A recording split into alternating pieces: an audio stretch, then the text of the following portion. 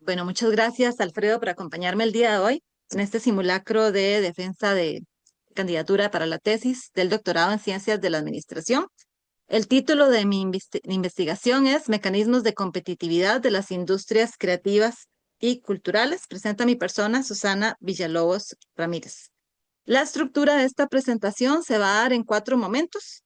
En una primera instancia voy a abordar el problema y la relevancia con su justificación y brecha. En una segunda fase, la pregunta y objetivos. En un tercer momento, el marco teórico y el modelo que se está proponiendo. Y en última instancia, el diseño metodológico y los aportes con su potencial contribución. Primeramente, para abordar la relevancia económica de las industrias creativas y culturales, compartir que el aporte es muy heterogéneo y desigual entre países y regiones. Por ejemplo, en términos de PIB, tenemos un aporte de escala global desde el 0,5 hasta el 7,3%, y en términos de fuerza laboral, desde 0,5 hasta el 12,5%. Mientras que en Costa Rica, los datos nos muestran que en 2019 las industrias creativas y culturales generaron aproximadamente 770.000 millones de valor agregado cultural y emplearon a 45.300 personas para un 2,1% del empleo total, aunado al potencial que tienen estas industrias como motor de desarrollo, cohesión social y desarrollo local que ya está constatado en la literatura. En términos de antecedentes, se realizó una revisión sistemática de literatura posterior a la aplicación de Prisma, donde se identificaron en primera instancia 2.700 registros y se aplicaron los criterios de exclusión e inclusión, se eliminaron duplicados y se limpió la data. Quedó un total de 398 artículos. Y parte de los hallazgos en términos de brechas o deficiencias en el estudio de la competitividad tienen que ver con estas 5 componentes. En primer lugar, la necesidad de marcos de medición multidimensionales más precisos que incorporen aspectos tanto tangibles como intangibles de la creatividad. Esto porque hay varios autores que argumentan que no se deben aplicar marcos gerenciales o generales de competitividad a industrias que tienen dinámicas propias, en las cuales los valores culturales creativos, simbólicos e intangibles son parte sustancial de su núcleo de trabajo. Además, la suficiente integración de enfoques de métodos mixtos para capturar la complejidad de las interacciones en los diferentes niveles en las que se desarrollan estas industrias. Asimismo, se argumenta que hay escasa investigación en regiones geográficas y sectores creativos, especialmente más allá de los centros urbanos y centrados en Occidente, perdón, y que hay una exploración inadecuada de la influencia de la transformación digital y la dinámica de las políticas, tomando en cuenta que por la variedad de estos subsectores, algunos sectores están muy enfocados en la parte económica, mientras que otros están solo enfocados en la parte cultural. Por ejemplo, el tema de la labor que realizan hoy por hoy los museos, ¿verdad? Que no tienen ningún objetivo de rédito económico. Los modelos teóricos, además, se dice que están fragmentados y por ello requieren marcos interdisciplinarios que integren la complejidad de estas dimensiones para hacer el análisis del fenómeno de la competitividad. Perdón, es que aquí hay una barra que me está estorbando. Ya.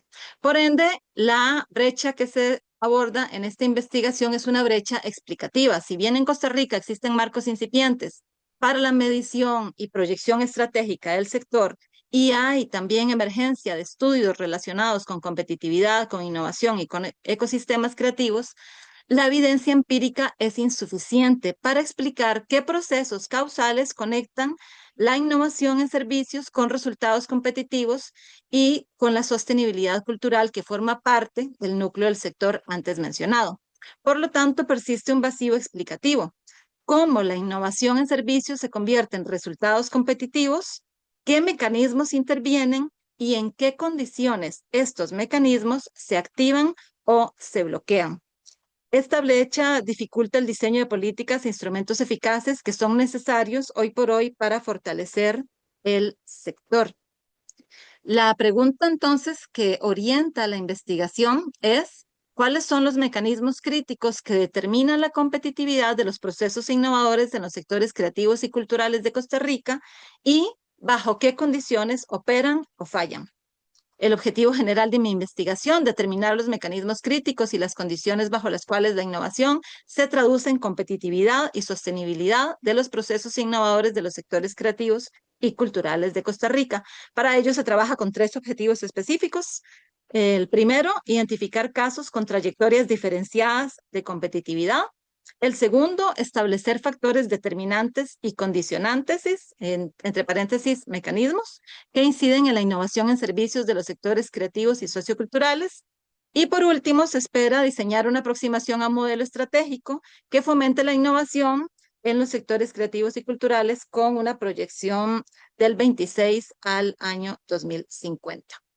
La delimitación del estudio, organizaciones de las industrias creativas y culturales en el ámbito costarricense, y se trabaja con la categorización que tiene el Ministerio de Cultura para las mesas de discusión de la estrategia Costa Rica Creativa 2030. Estos son artes escénicas, artes y diseño, audiovisual e identidad y territorio, con un horizonte de trabajo desde el 2025 hasta el 2030, y se espera que estos lineamientos estratégicos tengan una proyección prospectiva, tal y como lo mencioné anteriormente. Se espera además que esto tenga la posibilidad de extrapolarse a contextos comparables sin que sea un análisis determinístico, ¿verdad? El enfoque teórico parte del concepto de la CEPAL de competitividad sistémica. En las industrias creativas y culturales, este concepto es relacional, es decir, no depende únicamente de la organización, sino de la interacción en los diferentes niveles micro, meso, macro y meta en las que se desarrollan dichas industrias. Además, se parte del supuesto de que los resultados competitivos no necesariamente se explican solo por variables observables, sino que responden a mecanismos que operan en contextos específicos, o sea, desde un enfoque contingente. Por esto, el estudio adopta el realismo crítico y el marco de análisis de Possony-Riley de evaluación realista, contexto, mecanismo y resultado. En las industrias creativas, la competitividad combina eficacia económica, legitimidad y valor cultural, y por tanto el núcleo, ¿verdad? Como se trata de una industria que tiene que innovar, que tiene que ser creativa en sí misma, no necesariamente genera resultados competitivos por sí sola. La activación de estos mecanismos depende de capacidades dinámicas y de un entorno habilitante formado por políticas, instituciones, financiamiento e infraestructura. El diseño que yo voy a abordar para esta investigación es un diseño mixto, secuencial, exploratorio, desde una mirada al realismo crítico y el marco contexto, mecanismo, resultado de evaluación realista. En una primera fase, que va a ser cualitativa, se va a hacer una reconstrucción de mecanismos en casos seleccionados. Para ello se va a trabajar con casos múltiples, entrevistas, grupos focales, mapeo de actores y revisión documental. En una segunda fase, se va a buscar contrastar la fuerza que tienen estos mecanismos mediante asociaciones estructurales con un diseño no experimental y transversal. Y en una última fase ya de integración se va a trabajar la síntesis de los hallazgos y la potencial derivación de lineamientos para este modelo estratégico. Aquí en pantalla puedes ver los constructos que yo estoy utilizando para el análisis de la competitividad, siguiendo a Pausanitilli, ¿verdad? Con el tema del contexto, mecanismo y resultado. En términos de contexto, podemos ver el entorno macroinstitucional, la funcionalidad del ecosistema creativo y cultural. En términos de organización, la capacidad adaptativa, la innovación en servicios. Y en términos de captura y validación, legitimidad, adopción y permanencia, y apropiación de valor, que en una serie de interrelaciones multinivel podrían ayudarnos a explicar la continuidad competitiva de las industrias creativas y culturales. En la fase cualitativa es importante entender que se van a elegir trayectorias contrastantes, porque como ya vimos, puede ser que una organización creativa sea competitiva en algunas áreas, ¿verdad? Al ser un constructo compuesto, y en otras no. Por ejemplo, puede entenderse una organización que tiene alta innovación y que esa innovación tenga continuidad, lo que evidencia que los mecanismos están activados y estabilizados, versus organizaciones que tienen altas capacidades de adaptación, pero que no necesariamente cuentan con la legitimidad necesaria para que esta innovación sea validada y aceptada por los códigos del campo. El objetivo de esta fase cualitativa es identificar la activación y la inhibición de mecanismos y de mecanismos rivales. Una vez que se trabaje esta primera fase donde se haga toda la depuración de mecanismos, se trabajaría con una fase cuantitativa para probar la fuerza de estas asociaciones, en donde se espera contrastar la relación entre el entorno y la funcionalidad del ecosistema, las capacidades adaptativas y la innovación, el valor y la apropiación, y cómo esto se transforma en captura de valor y permanencia competitiva. Además, dado que es un sector tan heterogéneo, tan variado, se incorporan variables de control como el subsector, el tamaño, la antigüedad, el nivel de formalización y también la intensidad digital. Aquí podemos ver el modelo teórico integrado con términos de asociaciones. Podríamos dividirlo en niveles para entender cuál es la secuencia de la propuesta de la investigación. En un primer nivel, entender la influencia que tiene el contexto en la innovación. En un segundo nivel, cómo la legitimidad favorece la continuidad de la competitividad y cuáles son los efectos indirectos en toda esta cadena mediada por interrelaciones a partir de diferentes niveles. Asimismo, se espera que además de la medición cuantitativa, se identifiquen señales de activación o de bloqueo en cada constructo. En pantalla puedes observar algunos ejemplos.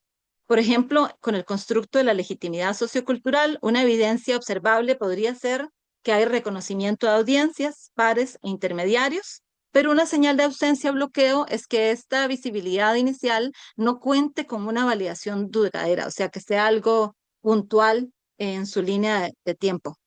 En términos de adopción y permanencia, podríamos pensar como evidencia uso recurrente, retención, continuidad del servicio, mientras que señal de ausencia podría ser que sea solo una prueba aislada o un consumo de una sola vez. O sea, como que fuera una ola, pero una ola pequeña que no necesariamente representa la explicación del fenómeno.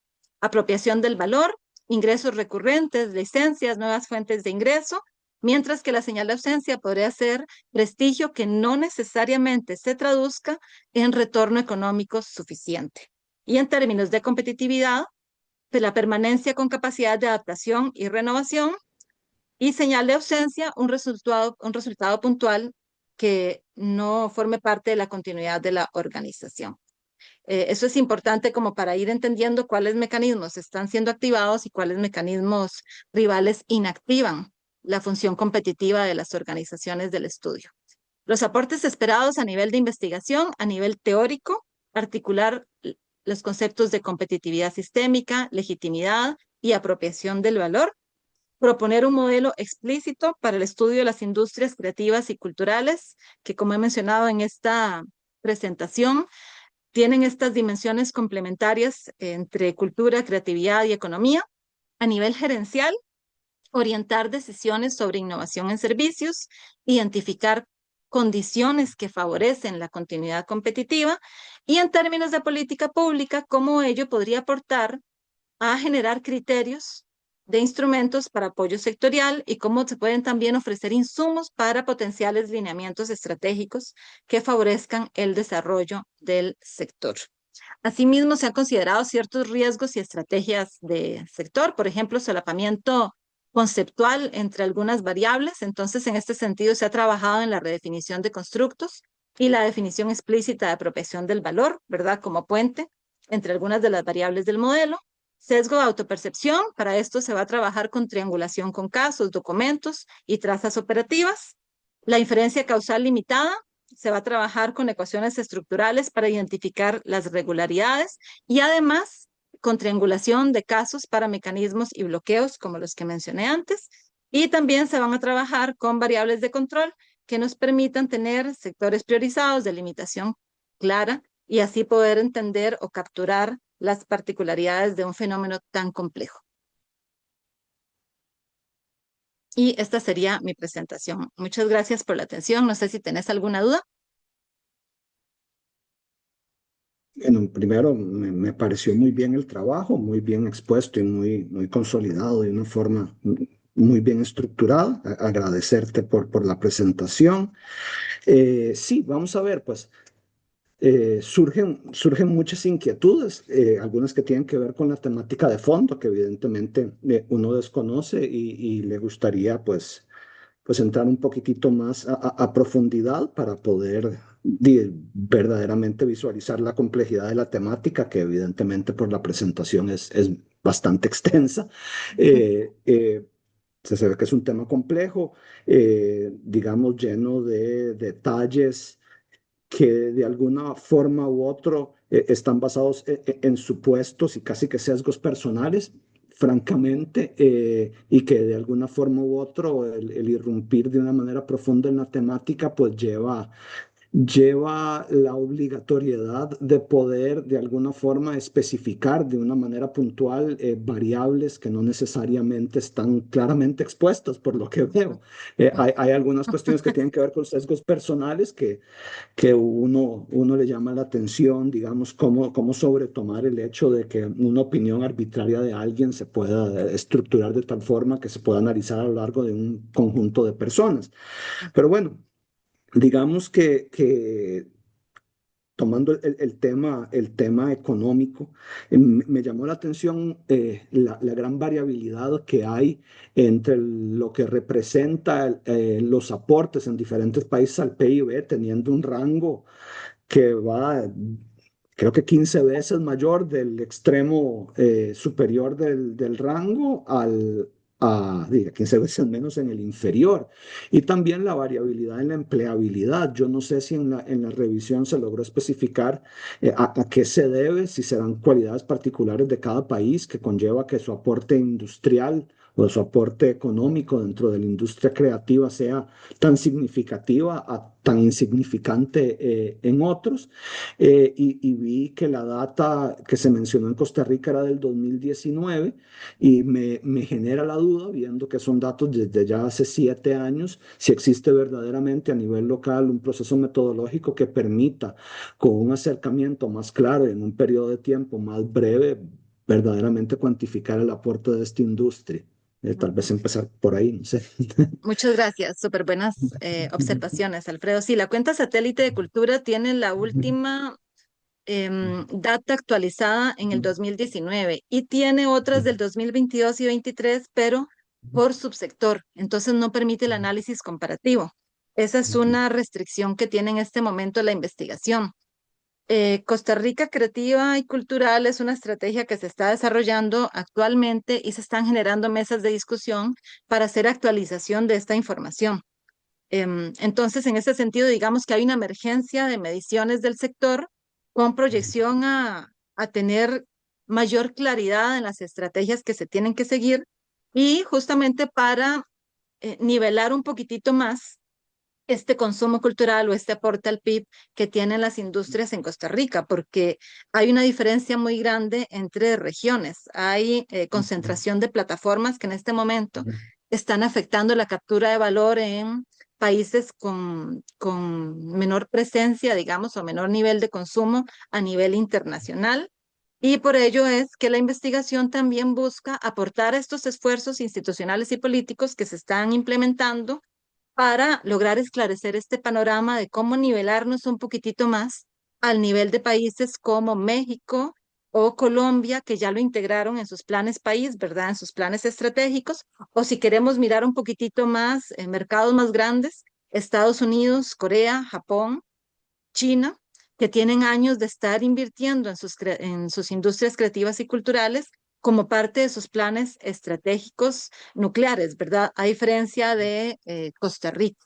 Entonces, en este sentido, lo que se espera es poder, digamos que apoyar esta incipiencia de esfuerzos y tener este panorama más claro de por qué está ocurriendo o qué se tiene que hacer para que la captura de valor sea mejor para nuestros sectores creativos. Porque sí, la diferencia es muy amplia.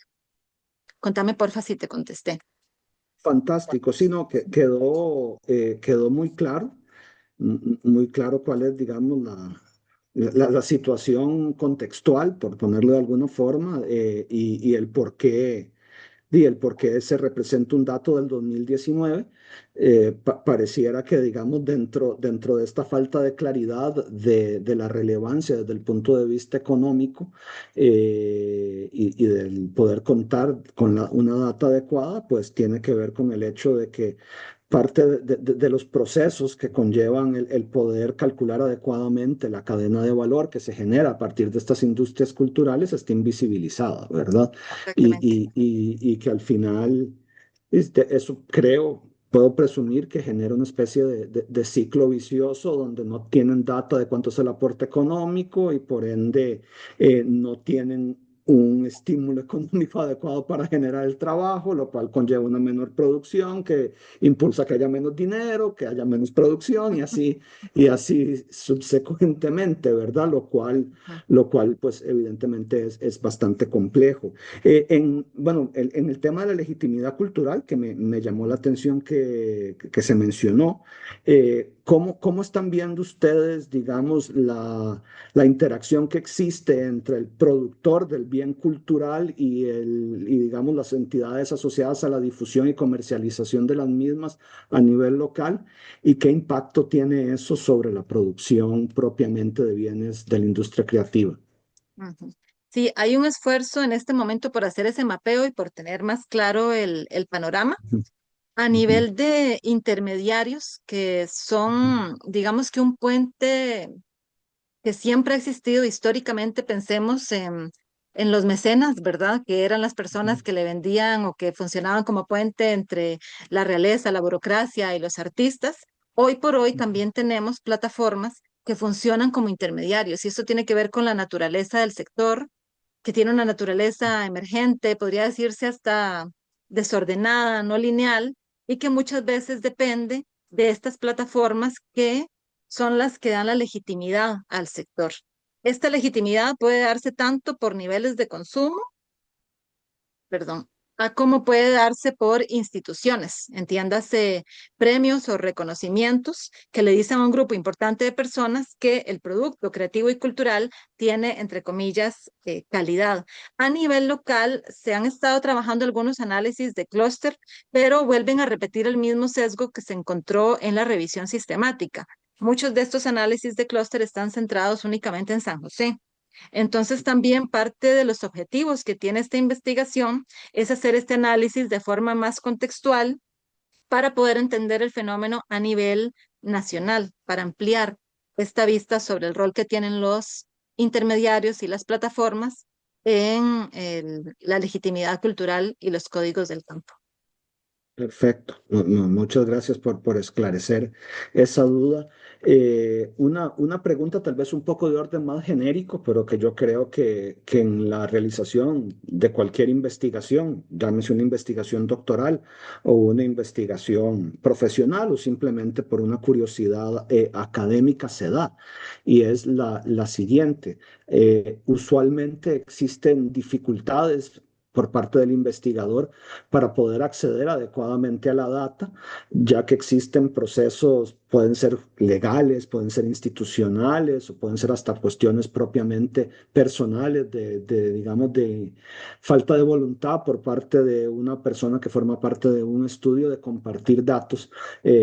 Pues, ¿cuáles cree usted que son las limitaciones que puede tener el trabajo a la hora de acceder a la data y cuáles son algunas de las estrategias que se pueden tomar para aminorar esos riesgos de no poder acceder a la información necesaria para efectuar los procesos analíticos necesarios para llegar a las conclusiones?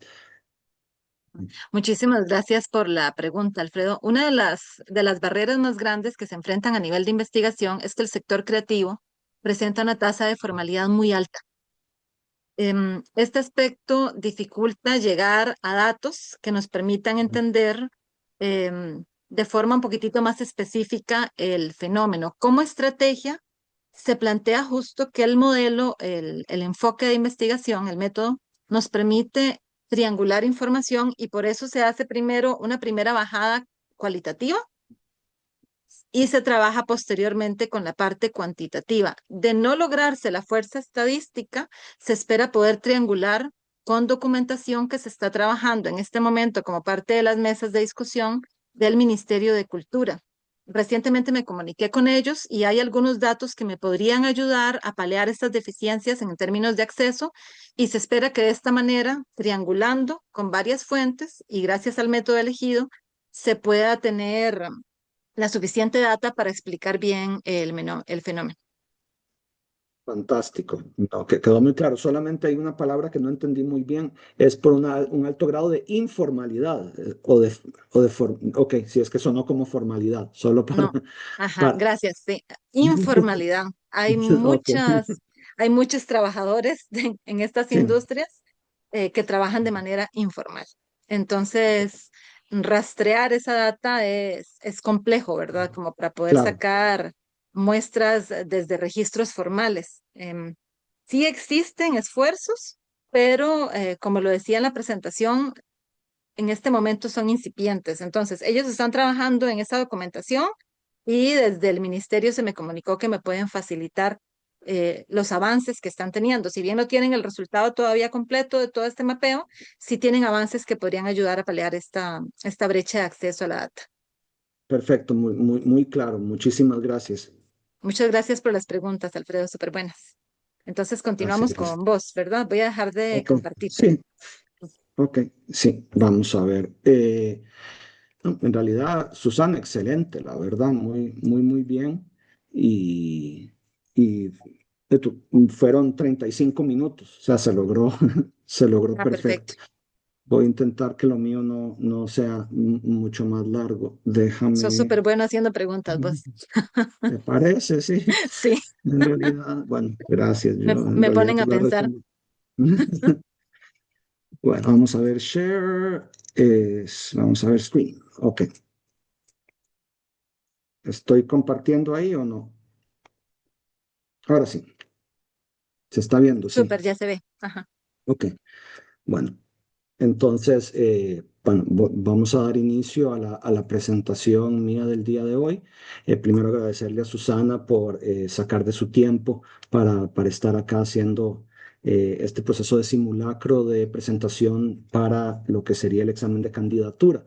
El trabajo que les voy a presentar el día de hoy se titula Estimación del costo quirúrgico integral del paciente hospitalizado en cirugía, el cual se está haciendo dentro del marco del doctorado en Ciencias de la Administración de la UNED y el expositor pues soy yo, Alfredo Sánchez Betancourt.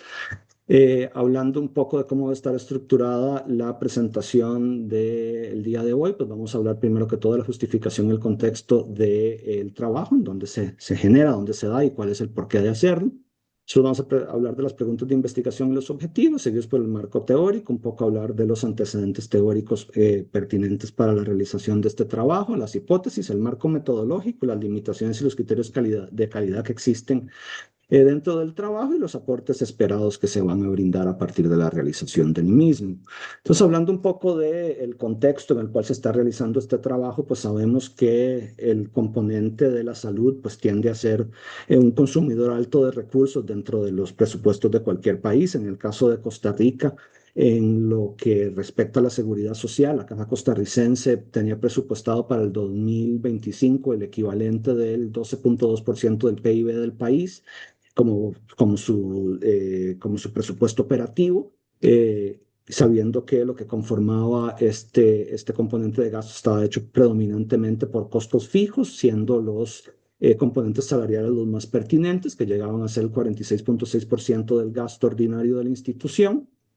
Dentro de ese contexto hay una serie, digamos, de problemas institucionales, estructurales que se llevan acarreando ya por muchos años, predominantemente el que es más importante desde el punto de vista de afectación a la población y también más importante desde el punto de vista, digamos, de impacto mediático, son las famosas listas de espera quirúrgicas, que dependiendo de las especialidades y de los centros, pues van desde un año en promedio hasta 8 años en los casos extremos. En realidad, se ve que un porcentaje importante de la población pues tiene que esperarse de 1 a 3 años para la realización de un procedimiento quirúrgico. Y vemos también que dentro del contexto, no tanto país, sino desde el punto de vista teórico y nivel mundial, se habla de que los países de renta baja, aunque tienen un porcentaje mayor de la población mundial, pues en realidad consumen una cantidad inferior de los recursos quirúrgicos disponibles a nivel mundial. Hay una serie de estudios que se citan en el trabajo, importante el de Mercier, que habla de, digamos, de las limitaciones económicas en función al acceso a la cirugía, donde la principal limitación a nivel mundial de acceso a las intervenciones quirúrgicas son de orden económico y evidentemente en el caso de Costa Rica no es diferente. Usualmente se ve que hay una relación muy clara entre el estado de ingreso a nivel país y también a nivel personal con el acceso a servicios quirúrgicos, donde los países que tienen mayor ingreso pues consumen un recurso quirúrgico mayor, mientras que lo contrario también se da, ¿verdad? Entonces, bueno, básicamente dentro de ese contexto donde vemos que hay una limitación de acceso a los servicios quirúrgicos con unas listas de espera importantes, con un gasto igualmente muy elevado a nivel de país, pues existe un problema relevante que es que no se conoce verdaderamente cuál es el costo real por episodio quirúrgico dentro de la institución prestadora de servicios públicos, de salud públicos del país, ¿verdad? Entonces, al final, el propio prestador de servicio, aunque tiene un presupuesto voluminoso, en realidad no tiene claridad de cuál es su costo por paciente, en especial en el caso del área quirúrgica, ¿verdad? Y eso, por supuesto, pues que limita que haya una estructura institucional y una distribución económica que permita hacerle frente a las necesidades de la población y por ende limitaciones de orden de gestión, de priorización y de evaluación de eficiencia del sistema, ¿verdad? Entonces, bueno, conocemos, pues, la mayoría debemos conocer a mayor o menor grado cómo está compuesto el sistema de salud costarricense, que sabemos que es un sistema de salud de orden bismarckiano, lo cual se conoce también como modelo de seguridad social, que básicamente habla de que la estructura de costos se reparte entre tres grupos, ¿verdad? Los patronos, los empleados y el Estado, los cuales de manera simétrica aportan en función al salario mensual del asegurado, del empleado, ¿verdad? Sin entrar demasiado en cómo está distribuido ese ingreso, actualmente en Costa Rica representa entre el componente de seguros de invalidez, vejez y muerte y seguro de enfermedad y maternidad y la parte de pensiones, casi el 40% del salario de cada empleado, lo cual lo hace pues bastante costoso en comparación con otros sistemas. Es un sistema con cobertura cuasi universal en función a que aquellos que no poseen el seguro, no son familiares de alguien que pues, les permite la calidad de ser asegurado, pues en teoría deberían ser asumidos por un seguro de enfermedad por parte del Estado, aunque no siempre se da así. Y sabemos pues que dentro del sistema de servicio de salud público, la Caja Costarricense del Seguro Social es básicamente un proveedor único. Hay esfuerzos de tercerización a través, digamos, de cooperativas con resultados mixtos, que no vamos a entrar a mencionar de qué se trata eso, ¿verdad? Pero sí se ve que, bueno, que existe básicamente la Caja como una entidad monolítica que brinda la enorme mayoría de los servicios. Hay una serie de problemas dentro de la Caja. Pues mencionamos evidentemente el componente económico, ¿verdad? Que tiene un componente presupuestario bastante voluminoso. Dentro del punto de vista estructural, la caja tiene, digamos, un ente rector que es la Dirección General de la Caja, y de esa Dirección General en función con otra instancia que es de orden político, que es la Junta Directiva, que está conformado por tres miembros de diferentes instancias, una que tiene que ver con la asignación de los patronos, otra que tiene que ver con la asignación de los trabajadores y finalmente una tercera que es asignado por el Estado. Pues se ha visto que en los últimos 2 años ha tenido 22 cambios de integrantes y desafortunadamente como está estructurado, si no hay quórum, que el quórum es la totalidad de los integrantes, pues no puede gestionar. Entonces hay una especie, digamos, de entrabamiento administrativo. Y también vemos que hay, a partir de un estudio que se realizó en una serie de hospitales, pero tomando especial énfasis en el San Juan de Dios, a nivel obviamente costarricense, se logra visualizar por parte del investigador Morera que hay una baja eficiencia relativa en la producción de servicios médicos en los hospitales nacionales en función con el estándar internacional. Aunado a esa problemática, hay otro componente pertinente que mencionar, que es que hay una fragmentación informacional muy pertinente en el cual el componente de logística logística, de proveeduría, de finanzas y clínico, pues en realidad están totalmente segregados y básicamente se trabaja como una especie de sistema jerárquico donde el componente clínico hace una solicitud de una serie de insumos particulares a partir de una justificación determinada y esa es procesada para ver si se logra o no llenar el pedido de los requerimientos que pueda tener esa entidad clínica, sin que necesariamente haya un sistema integrado que permita valorar la utilidad, la pertinencia y la necesidad de, digamos, de los pedidos de consumo por parte de los diferentes servicios. El gasto en salud, como hemos mencionado ya varias veces, es bastante importante. Eh, Vemos que hay datos contrastantes en el sentido de que, por ejemplo, la CAFA, habíamos mencionado ya varias veces, que consume el 12.2% del PIB. Cuando uno va a los estándares, esto es en el 2025, cuando uno ve los estándares que publica el Banco Mundial en relación al consumo en función al PIB, en realidad en Costa Rica está el 6.87%, que es una tendencia bajista. Los años previos estaban por arriba del 7%. Y habla de que el gasto per cápita, o sea, el gasto total poblacional por cada persona, evidentemente ronda los $1,163 anuales, lo cual, aunque muestra un incremento desde el punto de vista del gasto nominal, en realidad desde el punto de vista del gasto en función a la riqueza total del país, va en decrecimiento, ¿verdad? Entonces, bueno, por qué se da esta investigación? ¿Cuál es el vacío que se está intentando llenar desde el punto de vista académico con la realización de este proceso investigativo?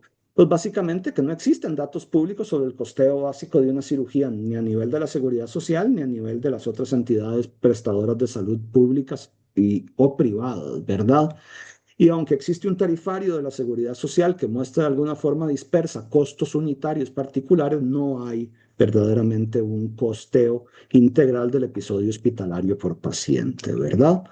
Entonces, bueno, habíamos hablado ya de algunos detalles aquí previamente, ¿verdad? De que la mayoría, una tercera parte de la población mundial consume solamente el 3,5% de las intervenciones quirúrgicas a nivel mundial y que el factor económico tiende a ser un limitante muy importante para el acceso a la cirugía, que las complicaciones quirúrgicas, las cuales igualmente se ve que en función a el ingreso país se encuentran con estadísticas en aumento en los países de bajo ingreso. En otras palabras, que entre menos recursos tiene el país, mayor probabilidad hay de que tengan complicaciones quirúrgicas, pues genera una serie de costos agregados a la atención básica en salud y que no están siendo contabilizados de manera sistemática a nivel de nuestro sistema y que, bueno, que el gasto quirúrgico es muy importante a nivel de otros países. En el caso de Estados Unidos se habla que consume casi el 5% del PIB la atención quirúrgica meramente, ¿verdad?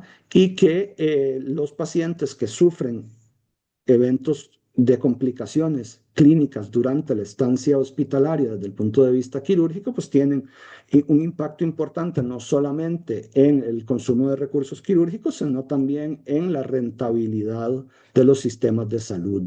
Importante, un estudio publicado en la Universidad de Michigan que muestra que en la red de salud de esa universidad, que es relativamente grande, cuando un paciente sufría una complicación quirúrgica, el margen de utilidad pasaba de aproximadamente 4.5% del costo al 0.1%, o sea, básicamente eliminado la utilidad de los pacientes. Entonces, la pregunta central del trabajo es cuáles son los factores que se deben considerar para calcular el costo quirúrgico integral de un paciente en cirugía general y cómo influyen las complicaciones quirúrgicas en este costo. Teniendo contra los objetivos de la investigación el objetivo general, que sería proponer y validar un modelo de macrocosteo adaptado a las características estructurales de los sistemas bismarckianos latinoamericanos que permite estimar el costo quirúrgico integral por paciente e identificar el sobrecosto atribuible a complicaciones postoperatorias en el servicio de cirugía general del Hospital México. De los objetivos específicos, evidentemente queremos pues darle un soporte teórico adecuado al proceso investigativo y para tal punto se debió realizar como primera parte caracterizar el estado de conocimiento sobre los costos en cirugía por medio de una revisión sistemática de la literatura utilizando el modelo de Prisma 2021. Más adelante hablaremos un poco más de eso. Establecer cuáles son los componentes del modelo de costos de la atención quirúrgica, identificar el costo estimado de las intervenciones y el internamiento, examinar el precio aprecio de los efectos adversos en los servicios de cirugía, describir la incidencia y consecuencia de las complicaciones postquirúrgicas, evidentemente en lo que respecta a fenómenos de orden administrativo contables, ¿verdad? No vamos a hacer, digamos, mucho hincapié en lo que tiene que ver con el componente clínico, aunque evidentemente el componente clínico es lo que va a dictar en la parte administrativa, ¿verdad? Nos vamos a basar, digamos, en tres áreas teóricas, en tres bases teóricas. El primer componente que tiene que ver con la economía de la salud y los modelos de costeo que existen actualmente, que va a ser la base teórica que sustenta la realización del modelo, teniendo en cuenta, digamos, que hay predominantemente cuatro modelos de evaluación de costos al día de hoy. Los microcosteos, que básicamente es un costeo de ítem, que no es práctico para la realización de este tipo de evaluaciones en un sistema donde se atiende un porcentaje importante de la población, ya que involucraría pues que exista la capacidad de registrar, contabilizar y sumar una gran cantidad de pequeños insumos, lo cual desde el punto de vista de gasto, de tiempo de personas y de procesos de registro, pues son poco factibles. En los macrocosteos, que se llaman también como top-down o de arriba abajo, que básicamente toman componentes predominantes de costo y les asignan pesos y generan una construcción a partir de eso. Los que tienen que ver con el componente asociado a actividades particulares, el activity-based costing, que tiene que ver predominantemente con atenciones particulares de patologías particulares también, en el cual en función al tipo de atención que requieren se genera un modelo de costeos, ¿verdad? Y es pues evidentemente muy casuístico y a la vez también muy difícil de aplicar en sistemas de este tamaño. Y lo que son el Time-Driven Activity-Based Costing, que busca asignar un orden de valor al tiempo y en función al tiempo que consume la atención particular de un paciente, pues hacer un prorrateo que permita tener un valor asignativo final. Entonces, evidentemente, en nuestro sistema y el objetivo, digamos, más preciso y más lógico es poder llegar a un tipo de microcosteo que nos permita poder registrar adecuadamente todas las unidades de costo, pero tenemos claro que ese tipo de sistemas son pertenecientes, digamos, a lugares donde los procesos asignados a los costos de atención pues están muy maduros y que toma varias décadas desarrollar un sistema adecuado para poder llevar este tipo de registro. Tenemos otro componente que en realidad no es necesariamente asociado a los costos, sino que tiene que ver propiamente con una estructuración de la asignación de la atención en salud, que son los grupos relacionados por diagnósticos, que de alguna forma generan clusters en el cual, en función a patologías similares que requieren atenciones similares por servicios similares, yo aglomero los grupos de pacientes e intento generar un promedio de costos a partir de ellos. Pero eso en realidad es aún más complejo y más tirado para adelante de lo que pudiéramos esperar en un sistema actual. El segundo componente tiene que ver con el institucionalismo y la gobernanza quirúrgica, ¿verdad? Donde tenemos el marco AID de Ostrom, que habla pues, básicamente de cómo se aglomeran y se generan las instituciones, ¿verdad? Los sistemas socioecológicos, que también tienen que ver con el comportamiento, digamos, de instituciones que conllevan factores tanto económicos como de personal. La conceptualización de los recursos de salud, ¿verdad? Como un recurso quirúrgico como bien común, ¿verdad? O lo que se habla de lo público como el objeto de administración, lo que es la trazabilidad financiera y la gobernanza colaborativa, y cómo una serie de procesos estructurales afectan el quehacer habitual de las instituciones y cómo esta afectación a su vez genera una dispersión en los precios que se van a obtener a la hora de la atención de las necesidades de salud, en este caso quirúrgicas de la población, ¿verdad? Y después, pues los componentes que tienen que ver con costos de oportunidad y priorización quirúrgica, el value-based surgery, que hablaba de la modificación y inclusión de prácticas, tanto clínicas como administrativas, a nivel de la atención del paciente quirúrgico, con la finalidad de mejorar la eficiencia de los sistemas, la reducción del costo quirúrgico y la búsqueda del mejor resultado clínico, ¿verdad? La teoría de los costos de oportunidad, nuevamente asociada, pues evidentemente, a cuándo se debe desplegar o no una serie de recursos en la consecución de un objetivo final, la priorización basada en evidencia, la reducción de las listas de espera y el valor clínico social, el cual pues se puede traducir a un componente de unidad monetaria o descrito como usualmente se describe con los cuales, que es el Quality Adjusted Life Years, que tiene que ver pues con una cuestión en el cual como un efecto genera un cambio en la expectativa, la calidad de vida y el consumo de costos de las personas. Pero bueno, y para tal fin, pues se genera un modelo integrador desde el punto de vista quirúrgico, que es que el costo quirúrgico integral es igual a la función de la economía de la salud y los modelos de costo, la institucionalización y la gobernanza quirúrgica y los costos de oportunidad y la priorización quirúrgica. Todos, digamos, todos estos tres marcos teóricos se van a fusionar para generar el componente que va a este siguiente paso, que es el costo quirúrgico integral como un modelo operativo. Y en él encontramos que hay pues, una serie de conceptos importantes. Cuando se habla de costos en cirugía, pues el primer componente que se habla es que hay costos directos y costos indirectos. Evidentemente, el costo indirecto en este caso se torna muy difícil de cuantificar, en especial en sistemas donde estos costos indirectos se encuentran engranados dentro de la estructuración de la institución que lleva operando de una manera a mayor o menor grado inmodificada por los últimos 60 años. Pero básicamente hablamos de que hay un costo basal esperado, lo que costaría una atención básica de un paciente desde el punto de vista óptimo, ¿verdad?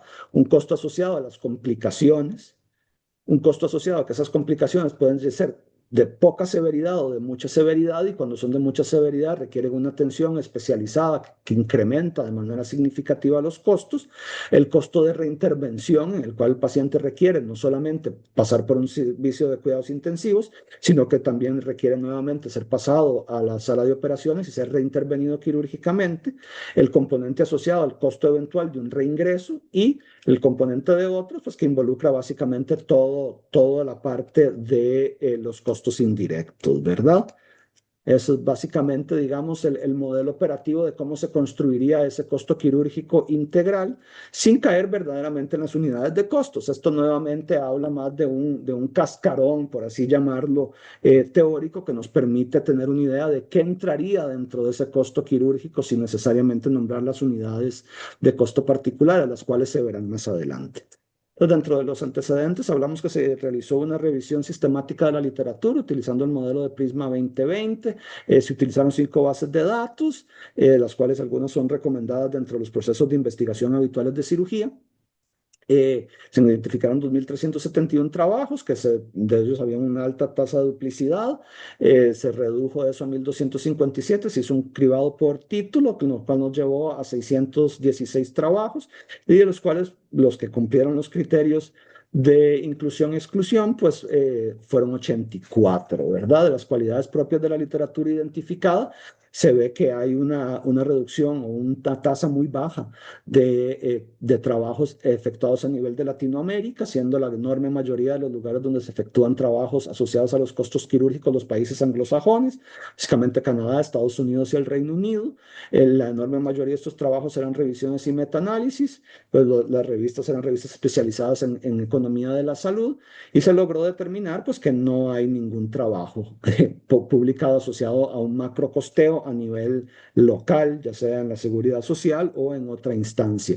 Hay trabajos particulares asociados a los costos en cirugía, eh, publicados por mi persona, uno de ellos, pero en realidad son muy escasos.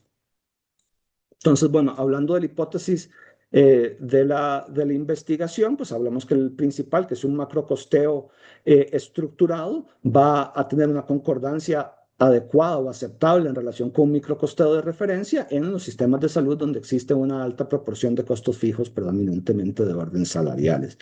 Recordando que los microcosteos pues, nos permiten, al incluir la totalidad de los ítems, pues tener una fotografía mucho más precisa del valor real de los pacientes.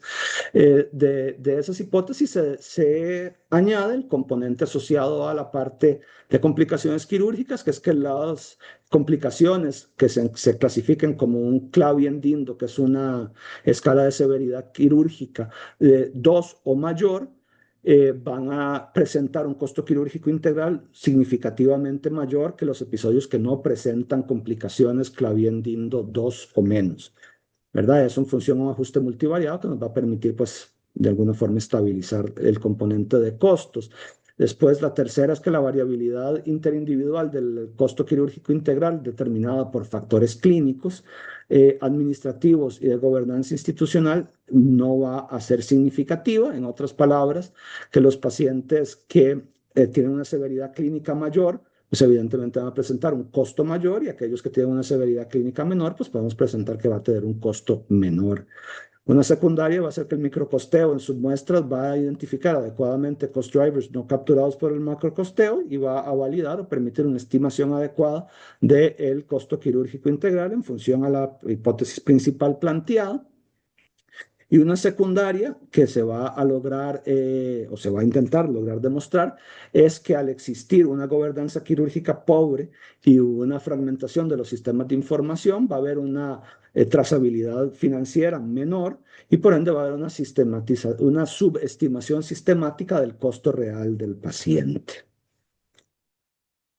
Y bueno, desde el punto de vista, digamos, del diseño metodológico, basándose también en el componente del realismo crítico, ¿verdad? Vamos a, desde el punto de vista ontológico, mencionar que existe una realidad objetiva, pero que es, digamos, de un acceso falible. En otras palabras, que hay eventos medibles que nos acercan a la realidad de un evento, pero que no nos permiten dibujar con total exactitud la realidad del mismo, ¿verdad? Que existe evidentemente una intersubjetividad crítica que por medio de una serie de mecanismos de triangulación, una posibilidad de replicabilidad, se le va a brindar al modelo un sustento metodológico adecuado, y que bueno, que se va a hacer un modelo probabilístico con control de sesgos que se busca obtener resultados que sean validados con un intervalo de confianza del 95% y que van a haber mecanismos contextuales dependientes que van a dictar la causalidad de los eventos. El trabajo es un trabajo de orden observacional, analítico, retrospectivo, transversal, efectuado en un solo centro y de enfoque cuantitativo, ¿verdad? Debido a que los estudios económicos en cirugía tienden a ser bastante comunes y, vamos, y publicados de una manera constante, aunque no necesariamente dentro del contexto en que lo estamos haciendo nosotros, existen criterios de calidad sobre cómo se deben de reportar los factores analizados. Existe algo que se llama el CHEERS, que es un checklist que te permite estandarizar los reportes económicos en evaluaciones de salud, ¿ok? En lo que se llaman Health Economic Evaluations. Entonces vamos a utilizar el modelo CHEERS a la hora de hacer el reporte de la data económica.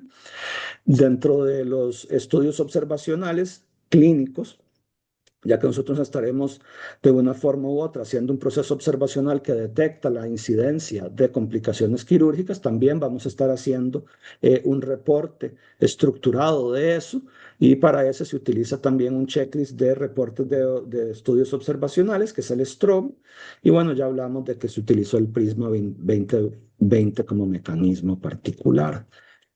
Siguiendo en cómo se va a seleccionar la muestra, pues tenemos un dato que proviene del centro donde se desea hacer el estudio, que proviene del censo de pacientes del primer semestre del 2025, y encontramos que hubo 1.080 egresos durante ese periodo, lo cual a la hora de generar una muestra adecuada que cumpla con el intervalo de confianza deseado y haciendo un ajuste por pérdidas del 10%, nos brindaría que tendríamos una muestra total de 316 pacientes. Se planteó la duda de que si hacerlo unicéntrico era adecuado, considerando digamos, la falta de externabilidad posible a la hora de hacerlo solamente unicéntrico, y se logró determinar que el 15.9% del total nacional de los egresos de los servicios quirúrgicos pertenecían al Hospital México, lo cual pues brinda un universo de estudio adecuado para poder realizar este tipo de procesos. Se establecieron una serie de criterios de inclusión y exclusión propiamente para determinar qué pacientes pacientes ingresan o no, y bueno, evidentemente, al ser un trabajo hecho en el servicio de cirugía general, tienen que ser pacientes de cirugía general, tienen que tener una estancia hospitalaria igual o mayor a un día de internado, tienen que ser egresados durante la estancia quirúrgica, al final de la estancia hospitalaria, perdón, lo cual quiere decir básicamente que el paciente no es trasladado a otro centro sin que su patología de fondo sea resuelta o que el paciente haya fallecido, ¿verdad? Y que evidentemente esté dentro del rango de tiempo analizado, ¿verdad? No vamos a incluir pacientes que hayan sido ingresados posteriormente, ya que no nos permite visualizar adecuadamente la evolución completa del cuadro clínico, que es la finalidad, ¿verdad? Y que por supuesto podamos construir las variables del costo quirúrgico integral en su totalidad, ya que existe un registro subóptimo y no siempre vamos a poder determinar, por ejemplo, si el paciente obtuvo las cirugías esperables, si se le realizaron o no los procedimientos, si quedó subregistrada la estancia hospitalaria, si el paciente no se le aplicó alguno de los componentes que necesitamos para poder reconstruir el costo, ¿verdad? Y bueno, y sobre esto, pues sí, se produjo el modelo econométrico propiamente, ¿verdad? Que se va a ser evaluado por medio del mecanismo de GLM gamma, ¿verdad? Eh, y básicamente se habla de que existen una serie de unidades de costos, de cost drivers, que van a ser los que van a ser utilizados como variables analíticas del costo final, ¿verdad? En el cual el costo quirúrgico integral, que es el producto final de la evaluación, pues está asociado a las complicaciones postoperatorias, a la estancia hospitalaria, al tiempo quirúrgico, a la severidad clínica y al tipo de cirugía, ¿verdad? Todo esto pues, nos va a permitir, a partir de cada una de estas variables, que pues obviamente se van a describir de una manera adecuada, y ahí se habla del tipo de variable que es y cómo está compuesta, se va a construir. En el tema de severidad clínica, pues hay cierta dificultad porque la severidad clínica se puede medir de muchas formas. Al final se escogió la más básica, por así llamarlo, que se utiliza a nivel quirúrgico, que es el ASA.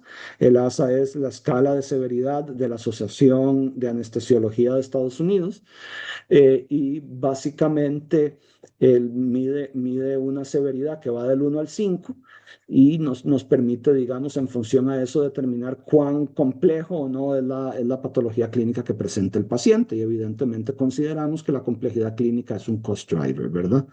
Sin duda alguna. Desde el punto de vista de la estrategia de análisis estadístico, pues hablamos que la variabilidad de costos la vamos a utilizar por medio del modelo econométrico típico no necesariamente el modelo, dentro de el proceso habitual de evaluación econométrica de costos en salud, que es la utilización de GLM gamma, ¿verdad? Que es un modelo lineal destinado predominantemente a grupos donde la base de datos presenta datos positivos, o sea, que estén desplazados hacia la derecha, básicamente, y es el modelo típico de evaluación de costos en salud. El modelo de Cox, que es básicamente un componente asociado al hazard ratio del egreso de los pacientes y nos permite pues, controlar por una serie de factores el estancia hospitalaria y finalmente la distribución de Poisson, que tiene que ver con la frecuencia de complicaciones, que es un modelo de regresión para conteos, ¿verdad? Nos permite clasificar adecuadamente la frecuencia de las complicaciones quirúrgicas.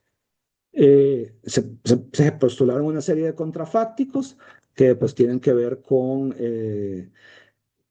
escenarios en los cuales se alterarían la variabilidad o la realidad de las hipótesis planteadas, pero básicamente hablando de que habría un sesgo sistemático por variabilidad patológica y por ende los macrocosteos que se van a aplicar no serían adecuados. En el otro se habla de que las complicaciones quirúrgicas en realidad no impactarían el gasto propiamente, que los factores clínico-administrativos no tendrían ninguna relación con el costo quirúrgico integral, que no habría mejora del ajuste a partir de la inclusión de datos asociados a las comorbilidades, al tipo de procedimiento aplicado, de la severidad clínica de los pacientes, que los macrocosteos no añaden un valor particular a la revisión efectuada y que al existir datos que sean irrelevantes, pues igualmente se pudiera construir adecuadamente un costeo quirúrgico correcto, ¿verdad? Lo cual no es del todo adecuado. Se ha mencionado varias veces la tabla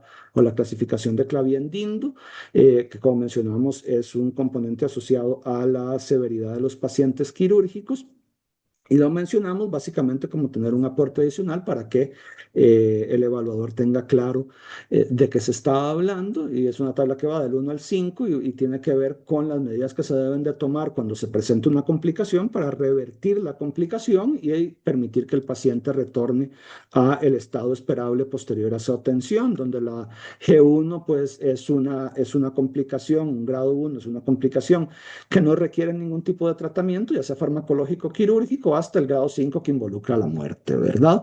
Recordando evidentemente que nosotros no vamos a incluir grado 5, puesto que no vamos a tener pacientes fallecidos durante la estancia hospitalaria, entonces básicamente esto va a valorar del 4 al 1.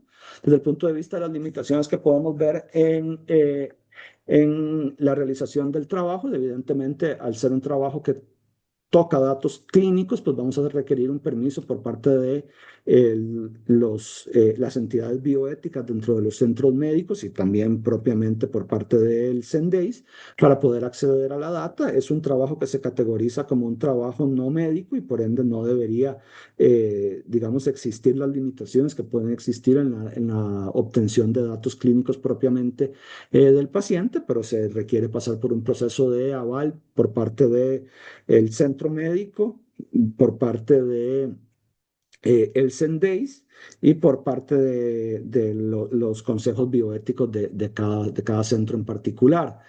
Después, otra limitación importante es que hay un subregistro marcado de las complicaciones, que en muchos casos, debido, bueno, que el evaluador va a ser médico también, va a posiblemente reconstruir lo que es la severidad de la complicación, ya que no es habitual encontrar una clasificación de severidad quirúrgica dentro de los pacientes, pero que evidentemente con la data se puede reconstruir, que hay una falta de granularidad actual para los costos fijos, ¿verdad? No, en realidad no existe una regla de prorrateo explícita que nos permita construir el costo como uno pudiera esperar en otros centros, que hay que hay una confusión residual, ¿verdad? Basada predominantemente en el componente clínico, ya que evidentemente cada paciente tiene un cuadro clínico particular y existe una gran variabilidad entre las condiciones de cada uno de ellos, y por ende es que se van a hacer pues los tres componentes de valoración estadística mencionados previamente para poder, digamos, hacer ajustes en función a la estancia hospitalaria, a las complicaciones y pues al costo estimado a partir del modelo de GLM, que hay una fragmentación importante en los sistemas de información. Sabemos que hay subregistros, ¿verdad?, importantes en el cual a los pacientes puede ser que se les aplique una cirugía y se le aplique un tipo de cirugía particular con un insumo particular costoso y que ese insumo no quede registrado adecuadamente y que de alguna forma u otra pues uno lo deba de reconstruir a lo largo del proceso de revisión. Y finalmente pues que hay una generalización limitada a centros similares, pero sabemos mencionado claramente pues que existe un contexto idéntico para los otros centros nacionales y que es evidentemente comparable a la realidad contable y clínica dentro de cada uno de estos centros. Se aplica igualmente, existe una serie de criterios de calidad que tienen que ver predominantemente con la estandarización de procesos, con hacer explícito los modelos evaluativos, los supuestos, el modelo de registro y análisis de datos, entre otros componentes, ¿verdad? Y mencionamos también que hay aspectos de orden ético y bioético que limitan el acceso a la información y que regulan cómo se puede realizar o no este trabajo, ¿verdad?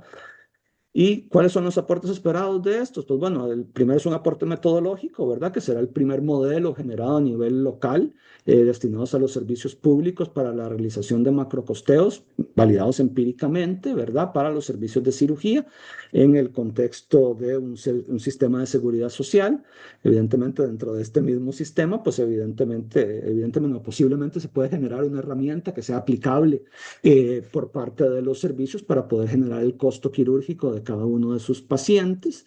Eh, al encontrar por medio del proceso de cuantificación, no solo de la incidencia, sino también del costo estimado de una complicación quirúrgica, pues se pueden generar una serie de políticas, si se considera adecuado, que vayan a monitorear y reducir estos eventos adversos en los pacientes.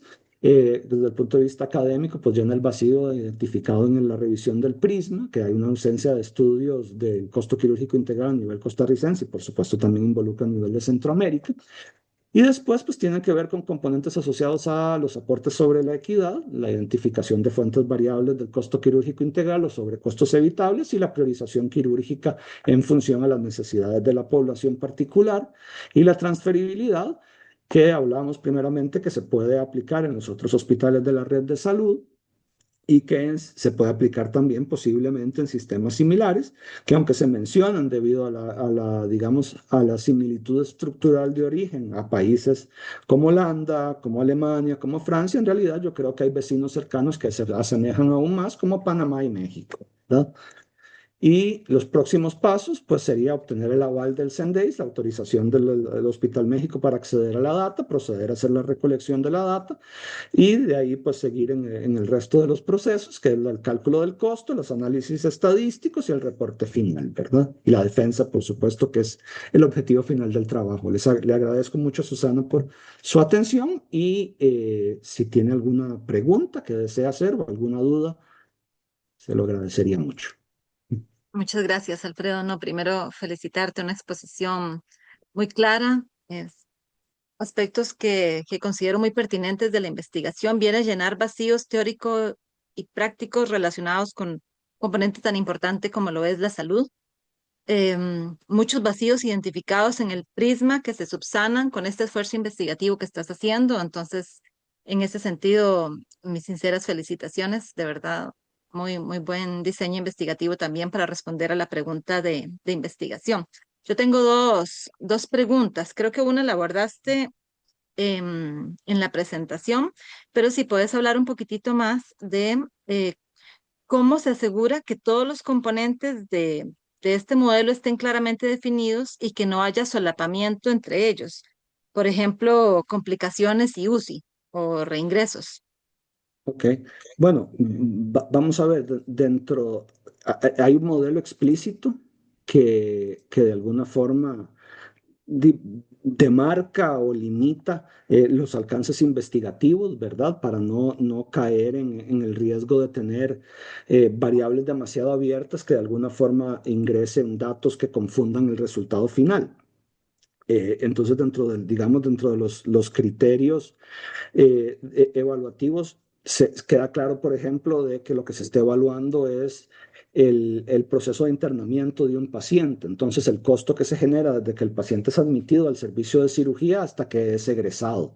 En función a eventuales costos asociados a reingresos, pues esos serían evaluados en un análisis posterior utilizando exactamente el mismo modelo, ¿verdad? Si el paciente, digamos, ingresó porque tenía, no sé, una obstrucción intestinal por bridas, el paciente es de atención quirúrgica obligatoria, lo llevaron a sala, lo operaron, le removieron las bridas, el paciente estaba bien, se egresó y después vuelve 3 semanas después porque tiene una fístula y requiere ser reintervenido. Entonces, en realidad, el paciente estaría siendo evaluado en dos fases. Una, la primera, que te generaría un costo particular, y una segunda fase que sería otro costo determinado en función a lo que estuvo en el hospital, la cantidad de atenciones que requirió, la cantidad de cirugías que requirió, si estuvo o no en cuidados intensivos o no. Y bueno, y hablando de eso, cuando hablamos de estancia hospitalaria, viene segregada en dos. La estancia hospitalaria es la estancia hospitalaria general y la estancia hospitalaria en cuidados intensivos. ¿Y por qué se segregan? Cuando dice, bueno, estancia hospitalaria se puede considerar meramente en función al tiempo. Hay una diferencia importante de costos. El paciente que está en cuidados intensivos, el costo habitual, acorde con el tarifario, es aproximadamente un 60% mayor por día que el paciente que está en el salón general. Y por ende se hace esa segregación. Se hace una contabilización de la cantidad de días que el paciente estuvo en cuidados intensivos y la cantidad de días que el paciente estuvo en piso. Y nuevamente, pues refuerza el concepto de que la severidad clínica del paciente es un cost driver en sí mismo, de cuanto más severo es el cuadro del paciente, mayores medidas de atención requiere y por ende mayor cantidad de recursos consume. Y yo creo que eso es una consecuencia lógica que pudiera esperar cualquiera. Lo que de alguna forma se intenta dibujar en este trabajo es cuál sería el costo adicional en función de una complicación que modifica esa severidad clínica, ¿verdad? Y cuánto verdaderamente podemos atribuir a esas complicaciones, que aunque no se mencionó en la exposición, un porcentaje elevado se considera que son prevenibles. Ujú. Entonces, estos eventos prevenibles, ¿hasta qué nivel empujan de una manera importante el costo, ¿verdad? Y hay otra serie de aristas que se pueden discutir más allá de mi trabajo, que no están metidos a los alcances, pero que tienen que ver, digamos, con la propia naturaleza del sistema actual en salud y cómo las deficiencias del sistema en salud generan sobrecostos que a su vez empujan más estas deficiencias existentes. Para dar un ejemplo muy breve, los pacientes que tienen colelitiasis, que tienen piedras en la vesícula biliar, pueden sufrir una complicación que es que esa piedra migre y obstruya el conducto pancreático y les cause una pancreatitis. Este paciente pasó de ser entonces un paciente con una piedra en la vesícula, que lo que requería era una cirugía que puede costar de $1,000 a $2,000, a ser un paciente que va a requerir estar en el hospital de 3 a 4 semanas, una semana en cuidados intensivos y de 2 a 3 cirugías. Es un paciente que pasó de costar $2,000 su atención a costar 35, $40,000. Y desafortunadamente, al no tener un acceso oportuno a ciertas atenciones quirúrgicas, pues causa que no hay recursos para atender a toda la población y por ende debemos priorizar. Priorizamos a los que están más complicados y los que están más complicados son una consecuencia de que el sistema no los atendió antes de que el proceso natural de la enfermedad conllevara que tuvieran un grado de complejidad clínica más severo, ¿verdad?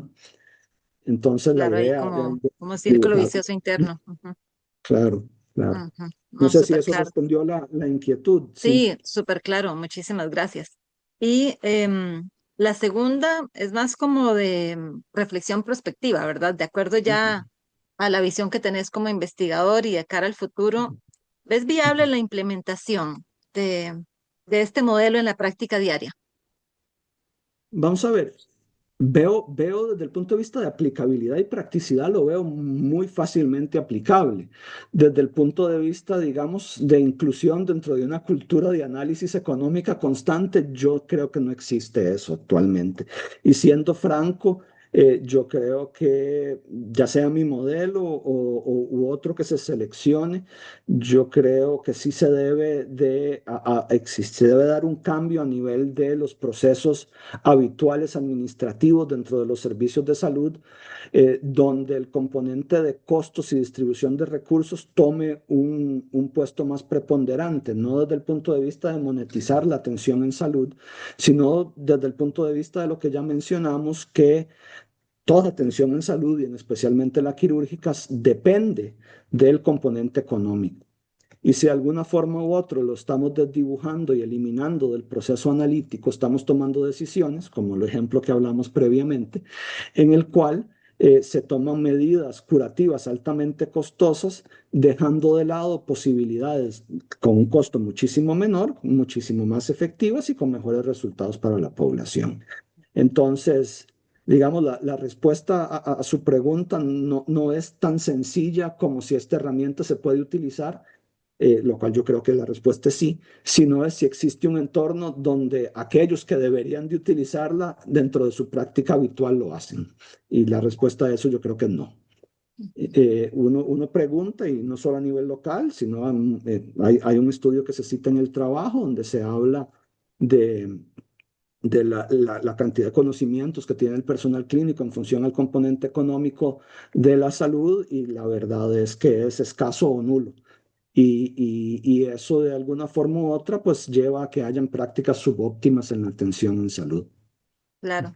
Sí, de ahí también la pertinencia de la investigación, ¿verdad? De atender esa brecha desde la teoría a la práctica. Muchas gracias por tu respuesta, Alfredo, de Gracias, verdad. gracias por la pregunta nuevamente, Susana. La verdad, ambas preguntas muy adecuadas y dibujan de alguna forma la problemática que existe, ¿verdad? Y que nos encontramos en un entorno bastante complejo, no solamente para la realización de este tipo de trabajo, sino también que uno no le queda claro si a posteriori la herramienta no es si sirve o no sirve, es si van a tener voluntad de aplicarla o no. Claro. Sí, pero el principal aporte a la investigación y al conocimiento va a estar y creo que ya con eso va a ser un gran paso. Muchas gracias por su tiempo, su atención y sus preguntas muy adecuadas. Igualmente, Alfredo, te agradezco muchísimo. Entonces voy a proceder a cerrar la grabación. Ok, Vamos a ver. ya, aquí estamos. El share.